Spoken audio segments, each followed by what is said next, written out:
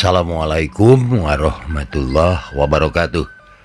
Aturan mitra, alhamdulillah Mang Barna tiasa napangande mitra sadaya sakumaha biasa Mang dongengkeun kangge mitra-mitra sadaya neraskeun hanca garapan Mang anu nuju didongengkeun teh carita kalayan judul Pasukan Siluman Haji Prawatasari kenging Aan Merdeka Permana. Mitra kaum dangu supados ulah seueuting yang kolong kana waktos mangga urang teraskeun hanca anu katuna waktos dinten kamari ke hanca anu katuna teh kamari teh parantos dugi ka anu teu wani terang-terangan nembongkeun ka teu panujuan anak mah ukur di sidem we wungkul tapi teu kurang-kurang anu wani nembongkeun sikap oge. Contoh anu pangnemrak nama pola-pola anu ditemongkeun ku Ki Kartadita. Ki Kartadita ayeuna keur diudag-udag. Lain bae ku urang Kumbeni tapi oge ku urang Cianjur. Dugi kadinya nya mitra hanja teh kumaha terasna mangga urang sami-sami lajengkeun deui wae. Nyangakeun kasadayana sok kabarayun sadayana.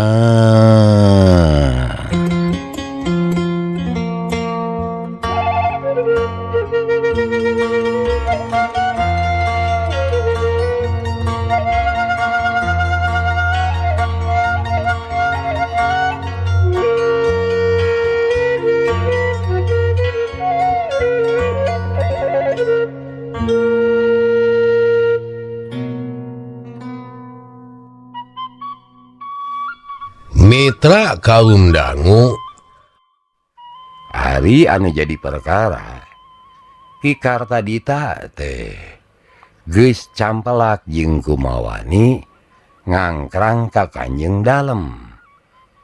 Ceuk Ki Kartadita cenah urang Cianjur teh henteu boga ajen diri. Daek kitu bae wewengkonna dilindih deungeun. Ki Kartadita teh henteu ngabalad ka urang Banten, tapi manehna mah tetep ngamusuhan ka urang Cianjur teh.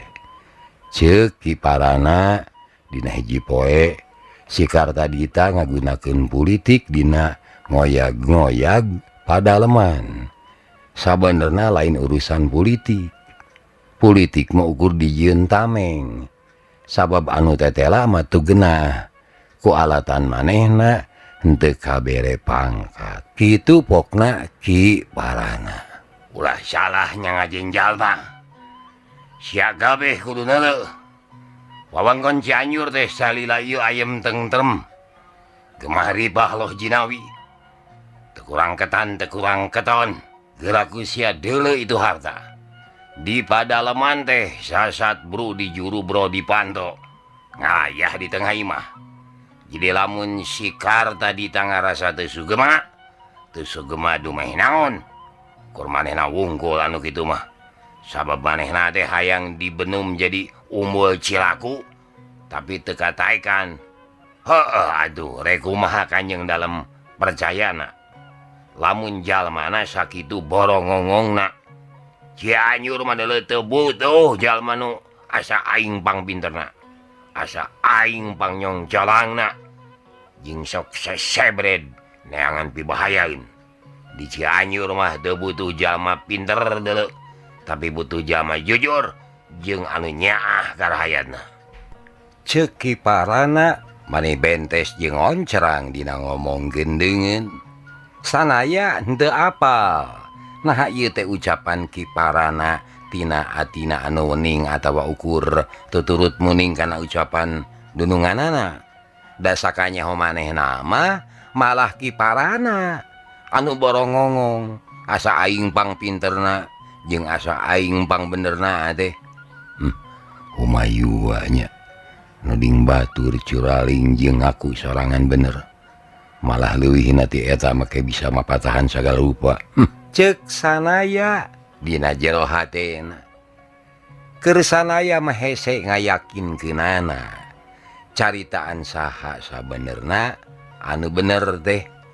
Nya atuh da ceki parana mah Cianjur teh gemah ripah loh jinawi rahayatna teu kurang ketan teu kurang keton. Tapi lamun nilik kana ketak pasukan siluman Haji Prawatasari eces pisan. Maranehna bajuang teh dumeh ngarasa yen rahayat Cianjur teh keur katideresa. Hirupna miskin jeung dipepehe ku bangsa asing pikeun ngajegkeun deui ajen diri bangsa. Kanjeng Haji Prawatasari mapek balad pikeun bajuang ngalawan panjajah. Saha anu salah nyarita jeung saha deui anu sacaritana bener? Atawa bisa jadi deui duanana oge sabenerna mah henteu salah. Nu beda teh bisa jadi ukuranana. Meureun ari Kanjeng Haji Prawatasari mah mireungeunna leuwih lega. Ari sabalikna urang puseur dayeuh Cianjur mah nyaeta anu marangkuk di pamoyanan ngukurna teh ukur ka sabudereunana wungkul. Da kusanaya oge atuh kabireungeuh ari di puseur dayeuh pamoyanan mah nya rahaya teh ayem tentrem. Malah angot ari anu marangkukna di sabudeureun pendopo mah kaum menak contona. Ari maranehna mah hirupna teh medah-meduh. Yen harta teh brudi juru brodi panto ngalayah di tengah imah teh. Memang lain ukur aya dina babasan tapi saestuna kitu. Jadi lamun mireungeuh kana kahirupan kaum menak mah puguh hese mun rek nyebutkeun majar urang Cianjur hirupna kata langsara teh. Nu matak lamun aya jalma model Ki Kartadita make baruntak nyieun euwah-euwah teu satuju kana kawijakan patinggi Cianjur, puguh anu keur medah-meduh hirupna mah ngarasa heraneun. Nanaonan cenah ieu jalma teh? Nu matak teu aneh deui lamun Ki Parana mah kacida nya campahna ka Ki Kartadita teh. Majar ge pan si Kartadita mah nyieun ririweuh teh sabab ngarasa sirik pidik teu kaagehan geunahna jadi menak. Nyao aing mah teu apalah. Ceuk hate sanaya pet jadi rungsing sorangan mikiranana. Mitra kaum dangu urang caturkeun we ayeuna geus ampir sabulan kumaulana di padaleman pamoyanan sanaya henteu ngalaman hal-hal anu matak mawa ririweuh. Sanajan nya digawe di padaleman teh seubeung ku carek alatan eta Ki Parana barangasan bae. Tapi da ari beuteung mah deui sarua seubeuna. Saprak cicing di pendopo padaleman pamoyanan sanaya mah sasat henteu kungsi ngasaan nu kumaha rasana lapar teh. Henteu keur kawas asuk-asukan sorangan atawa keur babarengan jeung Nyi Rodiah ngumara sakaparan-paran teh. Ayeuna mah sanaya teh hirupna medah-meduh nya ari keur beuteung mah. Lantaran saban poe teh teu weleh diompreng sangu pare anyar anu nyampulen nya seungit cacak deungeunna ukur jeung samal goang oge ari sangu Cianjur mah matak poho kana naon-naon atuh. Atuh angot salila aya di padaleman teh sanaya mah sok ceuyah deungeunna ari pareng dibere ompreng teh. Lamun teu jeung kere mujaer nya jeung pais belut goreng lele atawa lauk emas mah sasat saban minggu kaagehan bae. Ngan sanajan dahar ngeunah ari pareng geus inget ka Nyi Rodiah mah manehna teh sok ngarasa sedih. Nah keur aya di mana manehna ayeuna nya Rodiah? Ceuk hatena ngahruk teu karasa manehna pisah jeung Nyi Rodiah teh geus ampir 3 bulan. Ti heula basa di Poncrot Gunung Goyang manehna jeung Nyi Rodiah teh maneh geus ampir-ampiran jadi salaki pamajikan sabab ku Eyang Haji Pagerjaya geus rek dirapalan. Ngan acan gebreng kaburu kadatangan ku Ki Maskara anu dibarengan ku yaksa. Ku sabab kitu atuh acara ngarapalan teh batal, sabab Ki Maskara geus mukakeun Rusia yen anu dirapalan teh sabenerna malalaki hianat anu ngaran Sanaya Dea cenah. Sanggeus nyaho yen ngaran manehna teh Sanaya, Nyi Rodiah kacida amek jeung kuciwana atuh da pikeun manehna mah eueuh deui ngaran anu pang dipika ceuceubna teh ari lain Sanaya mah. Ceuk kanyaho Nyi Rodiah, Sunjaya anu jadi bapana teh geus ditelasan ku jalma anu ngaran Sanaya, malah si Sanaya teh deui geus kungsi ngarurujit kahormatan Nyi Sunia nyaeta indungna Nyi Rodiah. Nu matak sanggeus nampak kanyataan yen lalaki anu salila ieu dilani si Amang tur anu heman jeung nyaah teh sabenerna mah Sanaya teh ya atuh Nyi Rodiah teh ngajengkat kabur ti poncolot gunung goyang. Rodiah nah milik urang teh malah goreng-goreng teuing, ceuk hate Sanaya mani peurih karasana. Kumaha henteu rek peurih atuh, bareto manehna teh geus nganggap anak ka Nyi Rodiah teh.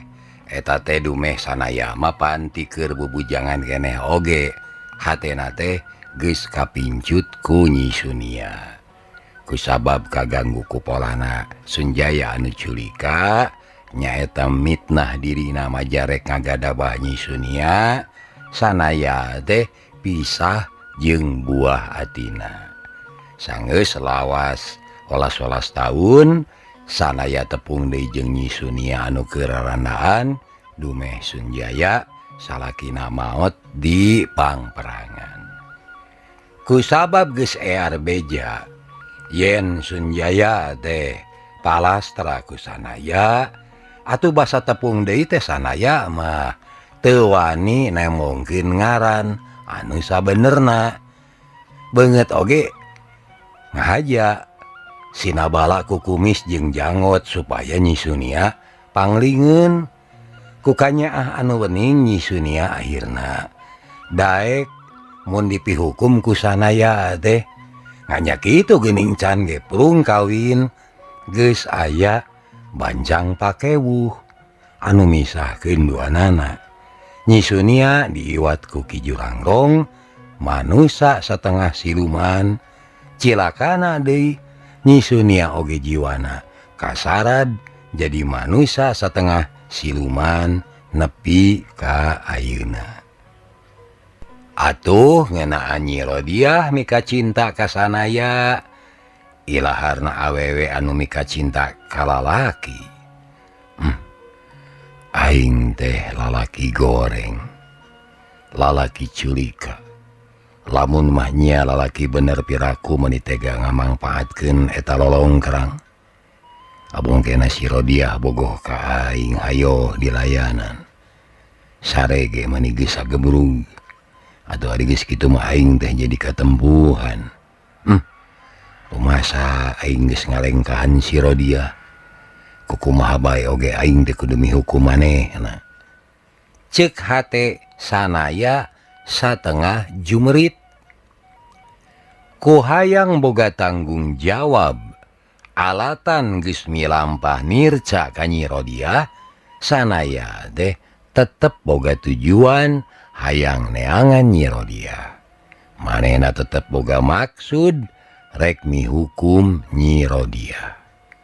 Dagoan Rodiah, Amang teh kukumaha bae oge kudu tanggung jawab ka sia teh. Lantaran sia teh geus kalengkahan ku Amang. Ceuk hate Sanaya.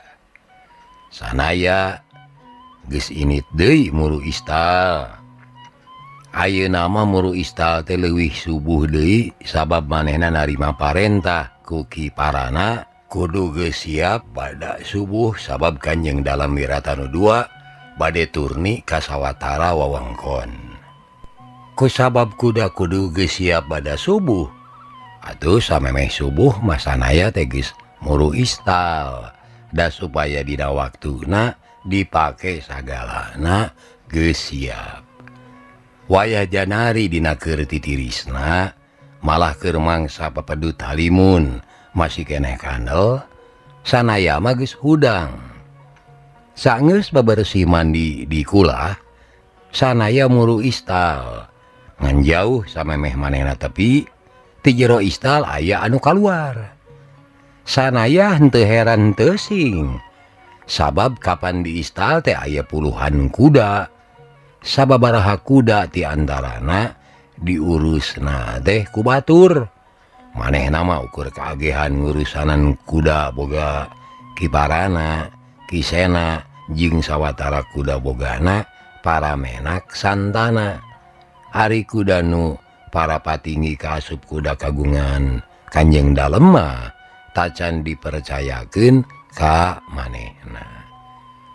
Jalma anu papaliwat jeung manehna di pakarangan istal teh diharudum sarung da meureun tiriseun sabab kaayaan janari harita teh memang tiris kacida. Atuh ku sabab diharudum teh sanaya mah henteu nepi ka bisa mireungeuh beungeutna. Basa pareng papaliwat teh sanaya mah ukur uruk salam bae tur dibales ku anu diharudum sarung teh. Aya 7 kuda anu ku sanaya diurus teh 2 diantarana bogana kiparana jeung kisena. Ba'da subuh sanggeus sararea beres salat berjamaah di Masjid Agung, kuda teh geus dijajarkeun di pakarangan pendopo. Kuda kagungan Kanjeng Dalem mah sinami sah nengang di beh panto pendopo. Sakumna kaum santana nyaeta menak-menak tingkat menengah geus saged kari ngantosan Kanjeng Dalem bae anu jengkar ti pendopo. Ngan sabot ngantosan kitu torojol kiparana jeung kisena ngabejaan cenah tetela Kanjeng Dalem wiratanu mah moal tiasa jengkar jalaran aya gangguan kasehatan. Saenggeus aya iber kitu pok salah saurang santana nyarita, atuh ku kalalasan pisan margi kuda anu simkuring mah ti kamari teh rada reuh-reuy, ceuk eta santana. Nah kumaha gitu Ki Jaya? Ceuk kiparana ka santana ngora anu nelahna Ki Jaya. Manawi teu jengkar manah atuh kuda Kanjeng Dalem mah ditamutkeun wae ka simkuring, ceuk Ki Jaya. Ngadenge omongan Ki Jaya, paroman kiparana katemong baeud. Ari Ki Jaya nyarita teh padung bae. Piraku atuh kuda tunggangan Kanjeng Dalem ditamutkeun ka batur? Ceuk kiparana. Sanes kirang upami nun, namun da kumaha tuh kapan tutunggangan teh kirang hiji. Bet asa mustahil atuh simkuring mancal mah. Ceuk Ki Jaya. Eta mah nya kumaha Ki Jaya bae sagalaga. Da alusna mah atuh Ki Jaya teh kudu sagala tarapti. Geus eces kapan. Saban 2 minggu sagali mah Kanjeng Dalem teh sok ngajakan tur nih. Jadi ari geus apal kieu mah meureun urang teh kudu tatan-tatan tiangalna. Ceuk kiparana kutuk geneng. Di papagahan kitu teh Ki Jaya mah ukur ngahuleng we. Teu lila kisena nyarita. Atuh cobaan we heula parana Kanjeng Dalem mah tara seueur saur. Boa dipasarahkeun ari keur kapentingan nagara mah bari rada dus-dis kiparana akhirna ngagugu kana saran kisena. Ayo tuh antar kami. Da kami mah teu leuweung ngari kudu sacarita sorangan mah yuk. Ceuk kiparana. Atuh kisena teh kapaksa nganteur kiparana mangadep ka Kanjeng Dalem. Teu kungsi lila oge geus baralik deui. Untung euy Kanjeng Dalem teh nuju sae mana. Tuh, kuda tunggangan kagunganana teh kaidinan dipake ku urang. Tapi ukur ku kami we cenah. Cing Ki Jaya mah make kuda nu kami lah. Ceuk kiparana. Kisena mah anu bieu nganganteur ukur nyenghel seuri. Kumaha henteu rek seuri da tadi teh Kanjeng dalem mah henteu cacarios naon-naon. Kajaba ngidinan kuda tungganganana dianggo asal apik bae cenah. Hartina henteu diomat-omatan, kudu dipake ku kiparana wungkul. Aduh ari geus kitu mah sarerea teh tatan-tatan tarungang kuda. Kiparana naik kana kuda kagungan Kanjeng dalem teh pangpaneurina. Ngan anak celak bujurna neuneut kana tonggong kuda, anak gajeleng bae kuda teh ngajol. Sukuna nu hareup diacungkeun ka luhur, malah bari ngam-hiem bangun anu nandangan ka nyeri. Bujurna oge dikepotkeun sababaraha kali. Kusabab kuda teh ngajolna tarik pisan tur kacida ngadadakna, atuh awak kiparana teh kaajolkeun ka luhur. Sanggeus kitu murag ka handap, bobokongna neuneut kana batu. Aduh! Kiparana adu glajer gogorentelan. Kusabab tulang palebah bobokongna tatu. Teuing misalah, teuing rengat. Anu eces nyerina maneh henteu katulungan. Atuh pasusubuh kitu teh kaayaan meni ngadadak ribut. Sarerea tarurun deui tina kudana masing-masing. Tapi ari kuda kagungan Kanjeng dalem Wiratanu mah mangpret kabur bari lumpatna ajol-ajolan siga anu nandangan kanyeri anu pohara. Sanaya oge ruasin kacida ningali kuda tunggangan Kanjeng dalem ngajol teu pupuguh teh. Manehna nyipta-nyipta saupama Kanjeng dalem tulus ngiring kana eta rombongan. Teu mustahil anu nandangan musibah teh lain kiparana tapi Kanjeng dalem. Kusabab di pakarangan pendopo teh raribut bae, atuh henteu kungsi lila rob bae, pangeusi padaleman teh muru pendopo. Aya naon cenah teh naon? Kiparana cenah labuh tina kuda, baruk kiparana digebug ku Mas Yuda, labuh tina kuda. Oh, jalma teh recok cacarita, nepi ka teu puguh dengekeunana atuh. Jalma recok cacarita henteu puguh dengekeunana. Ari sanaya mah geuwat bae nulungan kiparana anu adung songkol, alatan teu kuat nadah kanyeri. Ngan waktu mireungeuh anu nulungan teh sanaya kiparana kolu hahaok ngamek. Sia lu kurang ajar mah.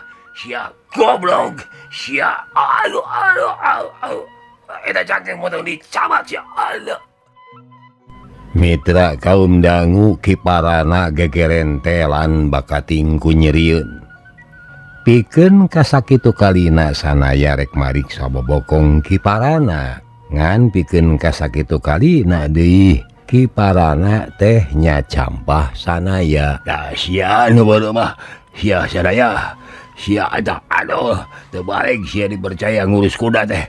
Tuh kuda aing nepikeun ka ngamuk siga anu edan kitu deuleu. Ceuk kiparana anger nyacampah. Ningali kiparana amuk-amukan kisena milu nyarita. Da anu ngamuk mah lain kuda anjeun parana tapi kuda tunggangan Kanjeng dalem. Ari kuda kagungan Kanjeng dalem pan lain si sanaya anu ngurusna oge. Pokna kisena ngingetan. Ari geus dibejaan kitu mah kiparana teh ngabetem bari nahan kanyeri keneh. Sia ada tugas ngurus kuda tunggangan kagungan Kanjeng dalem teh. Nya pikieun mah aing moal numpak kuda kagungan Kanjeng dalem ieu. Ceuk kiparana. Nematak oge ulah sok hayang menang sorangan atuh. Padahal mun tadi dibikeun ka Ki Jaya mah beureun manehna anu tatu teh parana. Ceuk kisena. Diomongan kitu kiparana teu lebane malan. Kajaba manehna mah anggur nitah sanaya supaya nyusul-nyusul kuda tunggangan Kanjeng dalem supaya bisa katewak deui. Atuh upami kitu mah nambut kudana hiji nun. Cek sanaya bari rek mancal kana kuda nu saha bae. Bontong cocogas ya. Mah kuda lu aing. Hayo siapa lupa sabisa-bisa we ka itu. Ki Parana nyentak sanajan bari humar mir nyerieun oge. Atuh ari geus diomongan kitu mah sanaya teh geuwat cengkat. Geus kitu lumpat sakalumpat lampet. Ngan lumpatna sailaharna jalma biasa we nepikeun ka teu nimbulkeun perhatian anu aya. Kitu iso teh di hareupeun umum. Da ari geus kanyahoan eueuh anu nalingakeun mah sanaya teh ngan siet-siet ngapelesat ngagunakeun ilmu kijang mesat. Henteu kungsi lila teu sapanyepahan ge geus bisa manggihan kuda tunggangan kagungan Kanjeng Dalem keur nyatuan di sisi huma. Kuda teh siga anu geus apaleun ka sanaya. Da basa di deukeutan teh si kuda teu hayang ngejat. Sanaya panasaran. Naon anu ngalantarankeun eta kuda ngajol teu pupuguh. Basa ditumpakan ku Ki Parana teh. Ku sabab panasaran teh atuh tilam kuda anu ngadaplok dina tongong kuda teh di udar. Kanyahoan geuning dina tilam teh aya sabangsa barang seukeut anu ngahaja diteundeun dina tonggong kuda. Ceuk entes hate sanaya pantes atuh barang kuda ditumpakan ku Ki Parana langsung aja da meureun ieu barang seukeut teh nanceleb kana tonggongna. Ceuk entes sanaya bari mariksa tonggong kuda.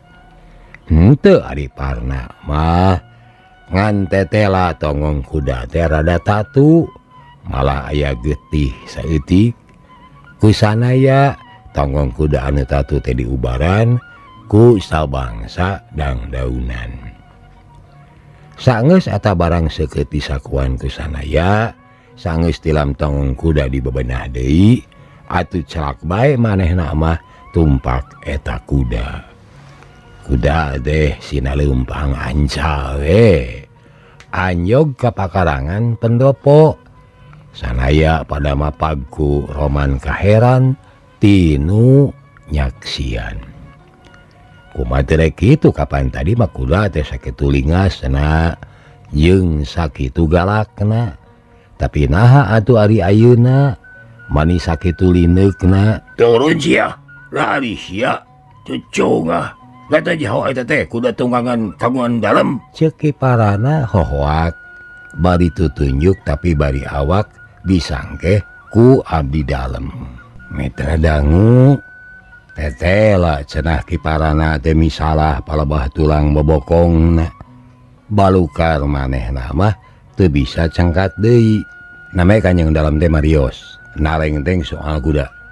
Ayeuna sok ku sia anterkeun ka istal.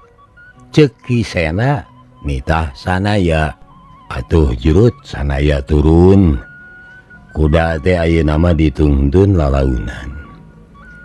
Basa keur nungtun kuda ngaliwatan pipir pendopo. Kadenge aya sora awewe nyalukan manehna. He tukang kuda, lain eta teh kuda kagungan ama. Cek sora awewe sanaya ngareret. Amu-amu geuning eta teh awewe ngora nya kewes nya pantes. Di kabaya kain sutra pulas bulau langit. Di samping kemen rereng taruk ata. Sanaya rengkung ngahormat sabab manehna ngajudi tangtu ieu teh putrina Kanjeng Dalem mana nyebut ama oge. Salaresna pisan Den ieu kuda teh kagungan Tuang Rama. Temal sanaya rengkuh. Geuning majar ngamuk teh telingas teusing. Ceuk eta putri geulis teureuh padaleman teh. Saur saha tuh Den? Cik sanaya masih keneh rengkuh. Nah atunya ari Kang Parana sok ngareurewas batur. Pajar teh kuda tunggangan ama jadi edan. Gini ieu. teker naon-naonnya. Eta putri geulis camparnik teh ngusapan pipi kuda. Bet siga anu ngarti deui kuda teh nalenen jeung pipina digadil-gadil kana dampalengan si geulis. Cik atuh ka itu ampikeun ka istal. Marun makmungeun ditumpakan ku Kang Parana nya. Omong si geulis deui bari imut manis. Sanaya ungeuk rengkuh ari geus kitu malalaunan nungtun kuda deui. Kedagoan heula tukang kuda. Bade kersakeun naon nen? Ari ngaran sia sahanya asa anyar pinangih sia mah. Abdi mah pun sanaya nun. Sumun padamel di dieu we neme mimingguan di saurku Juragan Sena. Tema sanaya. Sia teh bawana Kang Sena. Jalma bager meureun sia mah nya. Dari Kang Sena mah sok dipilih ari sakalina neangan bujang teh. Cek si Nen geulis teh naliti potongan sanaya ti luhur nepi ka handap. Sabot kitu kurjung jalma duaan keur mayang Ki Parana. Sanaya edan. Dari sia dititang ngampikeun kuda teh ngadon ngajakan ubrol-obrol ka Nyimas. Nyimas Subirat. Eta teh tukang kuda. Cacaku dicakan anu datang nyaho ti gunung mana tah. Teu kenging nahap-nahapkeun maneh obrol-obrol sareng jalma pandar kitu. Ceuk Ki Parana ngahina ka sanaya. Teu kunaon-naon atuh Kang eta. Nyimas mah tetelepek perkara kuda kagungan ama. Geuning majar lingas teh. Teu naon-naon akang. Ceuk Nyimas Sumirat. Da eta anu gagabah tah si sanaya. Tah si tukang istal bodoh.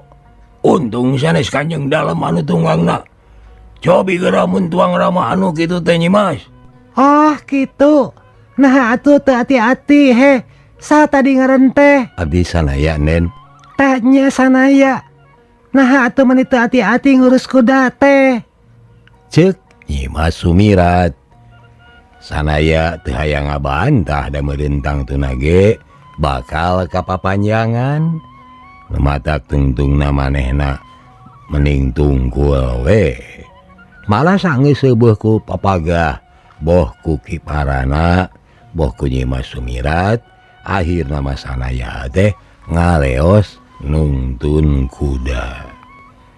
Datang ka istal, manehna ngahuleng salila-lila. Manehna mah keur mikiran kajadian cikene.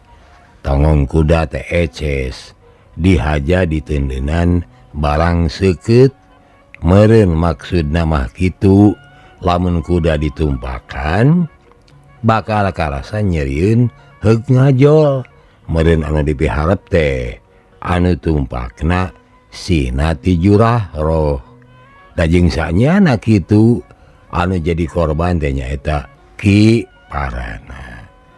Tapi nanya kitu nu dipiharep ku jalma jail teh Ki Parana siga nama lain dek ngajailan Ki Parana. Tapi nu diarah-arah sina cilaka mah taya deui wati Kanjeng Dalem. Ceuk pikir sanaya. Sanaya jadi reuwas kareureuhnakeun. Manehna geus ngarasa yakin yen di lingkungan pendopo teh aya jurig nyiliwuri, aya setan minda rupa anu maksudna keur ngintip-ngintip rek nyilakakeun Kanjeng Dalem. Saha kira-kirana anu boga pola sarupa kitu teh? Sasahana mah ku aing acan kanyahoan. Nganu eces Kanjeng Dalem teh didadanget ieu keur aya dina mara bahaya. Kasalamatan anak keur diintip-intip musuh. Ceuk hate sanaya deui. Saha anu milampahna sanaya mah langsung nyangka ka jalma anu basa janari teh kapanggih kakara kaluar ti istal. Bari diharudung sarung. Pasti anu niat deleka ka Kanjeng Dalem teh jalmana mah eta pisan. Tapi saha kira-kira di kelompok mana kira-kira cek hate sanaya mikirna mani uleng. Mitra kaum dangu sakumaha geus kanyahoanku sanaya yen memang geus aya kelompok anu henteu resep kana kawijaksanaan para patinggi Cianjur anu henteu nyatru nganggap musuh ka kumpeni. Jadi lamun milik kan eta kaayaan sanaya mah geus teg bae nyangka yen anu rek ngakalakeun Kanjeng dalam Cianjur teh geus moal salah nya kelompok anu teu resepeun dea. Tapi saha deui kira-kira nah kelompok pasukan Haji Prawatasari atawa kelompok Ki Kartadita. Sanaya teu oleh tumanya dina hatena, malah pikirna ngarasa bingung. Orang Bandungan we bule hideungna. Tapi sanajan kitu aing kudu tatan-tatan ngajaga kasalamatan Kanjeng dalam. Memang aing mah teu hayang nyaho kana ributan politik. Tapi mun aya jalma anu sok resep ngakalakeun jalma bari rerencepan, aing mah teresep cek hate sanaya. Mata kari geus kitu mah dina hate sanaya teh geus ditetepkeun bae yen rek iatna ngajaga kasalamatan Kanjeng dalem. Mitra kaum dangu geus hampir 2 bulan sanaya digawe di padalaman pamoyanan teh. Aya bosen, aya betah. Bosenna kusabab pagaweanana ukur ngurus kuda. Kiparana anu bobokongna tatu oleh mungeun. Ditatamaan ku sanaya dabasan oge asahina. Diubaran ku pangkat cacah kuricakan model sanaya mah. Atuh masing sanaya sabenerna bisa nyageurkeun oge. Diantep we keur madeuh kiparana teh boga tukang urut kepercayaan manehna. Eta anu matak ngabosenkeun teh. Tapi betahna oge aya. Nya disagigireun geunah sare ngeunah dahar teh. Oge sanaya mah betah. Dumeh ningali loba rumaja putri putra menak anu garilis jeung laluis. Keta ada lain resep ningali rumaja putrina wungkul. Dalah pala putrana oge katingalina teh garanang garasep. Malah kalau lobaan nama jaba palinter jeung karasep atawa garilis teh saroleh deui. Maranehna teh tara bekal nyarupi ilmu, boh ilmu agama, boh ilmu dari gama. Karena kesenian magis puguh mikara sepisan. Urang Cianjur dina umumna teh memang gitu. Kacida ngamumulena karena kesenian. Dina tahun-tahun kahareupna memang kanyahoan. Yen ti tatar Cianjur teh lahir seni mamaos. Anu gede ajena jeung hese neangan bebandinganana. Tapi ari dina tahun-tahun harita mah nyaeta tahun 1703 atawa tahun 1704 seni mamaos anu katelahna tembang Cianjuran teh tacan dipiwano. Tembang Sunda Cianjuran mah kakara dipiwano dina tahun-tahun antara 1834 nepi ka tahun 1862. Nyaeta samangsa Kabupaten Cianjur dipimpin ku Bupati R.A.A. Kusumaningrat. Hartina tembang Sunda Cianjuran mah kakara dipiwano dina tahun harita. Nyaeta hampir 130 tahun satu tasna jamana sanaya ngalalakon ayeuna. Kitu ge deui dina mangsa-mangsa anyaran dipikawanoh mah henteu disebut tembang Sunda Cianjuran. Malah ari urang Cianjurna sorangan mah nyambutna oge kana eta seni mamaos teh temang Pajajaran cenah. Anu mata itu teh sabab orang Cianjur mah ngarasa yen kasenian anu kumaranehna dipika resep teh da sabenerna mah geus nyampak tibeh dituna keneh. Nyaeta ti zaman Pajajaran aya keneh di kieuna.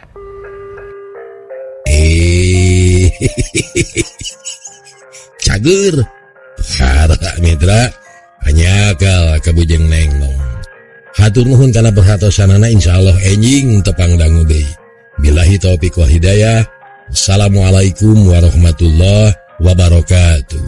Ciao.